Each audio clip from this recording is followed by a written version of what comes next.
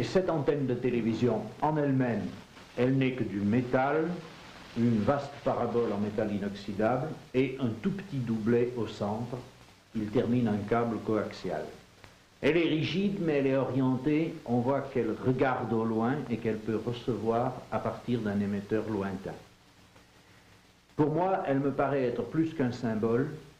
Elle me paraît représenter une espèce de geste, d'intention, de pouvoir, être presque magique, d'une magie contemporaine.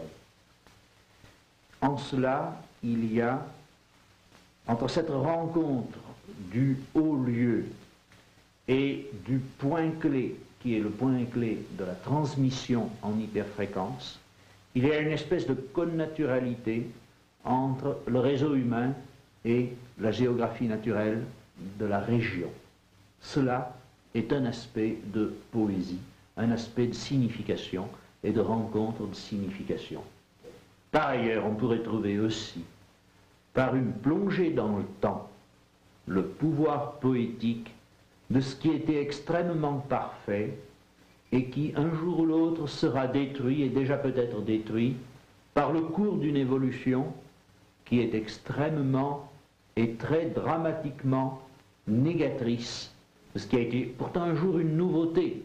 Voyez les locomotives à vapeur, voyez les grands navires que l'on met de côté parce qu'ils sont désuets. Ce qu'on appelle l'obsolescence, c'est une réalité économique, mais à côté de l'obsolescence économique, il y a une espèce de montée poétique qui n'a pas, je crois, tout à fait suffisamment été mise en valeur. Nous manquons de poètes techniques. Et c'est ici que peut-être pourrions-nous faire intervenir les rêveries afférentes aux divers ordres machiniques. Les rêveries de la vapeur, par exemple, ou les rêveries de l'électricité. Les unes déterminant des imageries d'alternance et de puissance très extérieure, les autres déterminant des rêveries de certitude et de continu. Est-ce que vous pensez que nous devrions porter un peu notre quête dans ce sens? Oui, bien sûr, c'est tout à fait intéressant, mais et la turbine pour la machine à vapeur est rigoureusement rotative et pas du tout alternative. D'autre part, même alternative, la machine à vapeur se distingue d'électricité en ce qu'elle possède une puissance interne, une accumulation interne d'énergie considérable.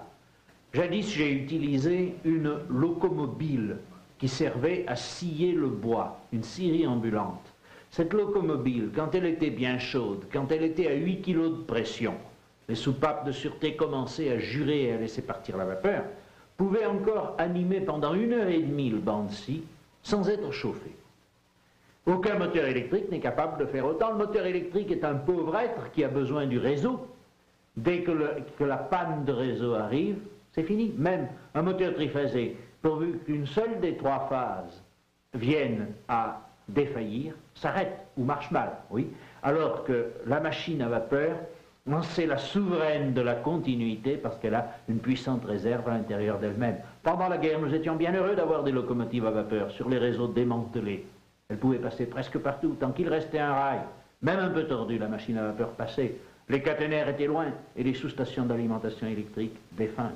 Alors, je suis d'accord avec cette poésie, mais il ne faut pas qu'elle soit trop pointilliste, trop phénoménologique, car la phénoménologie, c'est purement la perception, et c'est terriblement dangereux. Il faut aller très au fond des choses, voir la réalité, et surtout, il faut que ce soit l'utilisateur qui sente la réalité de la chose. Vous avez dit un mot qui m'a terriblement surpris tout à l'heure, en disant que l'alternateur était une pauvre machine parce qu'il dépendait du Il dépend du réseau.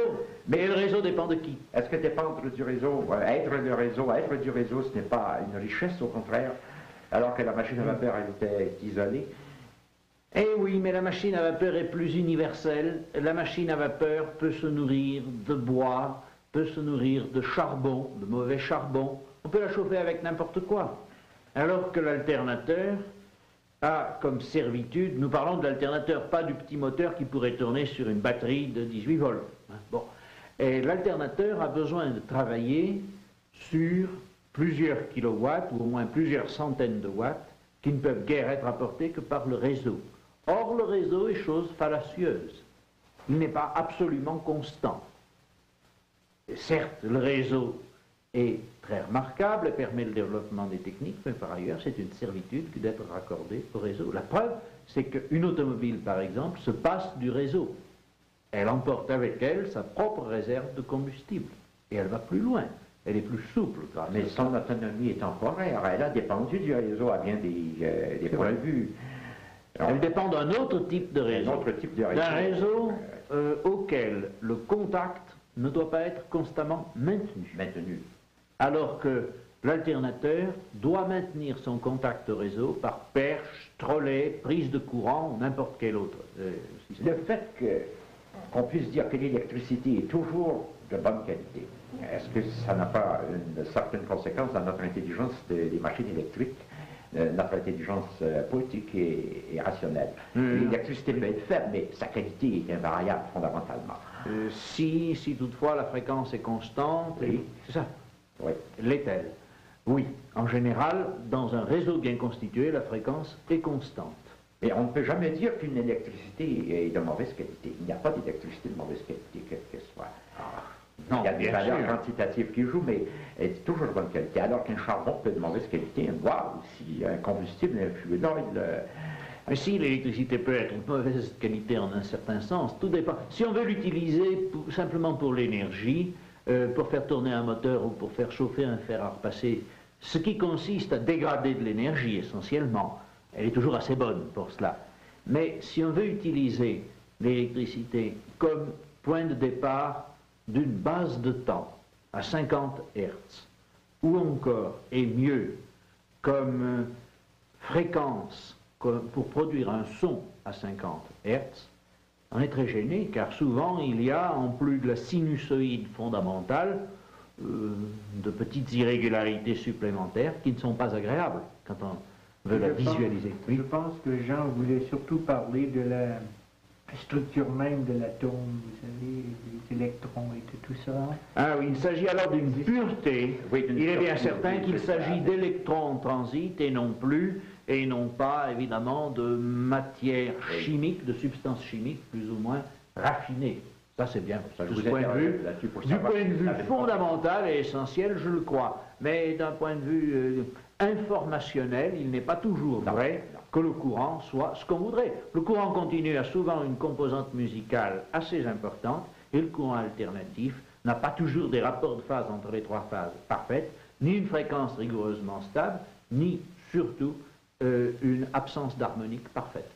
Il ne cite pas.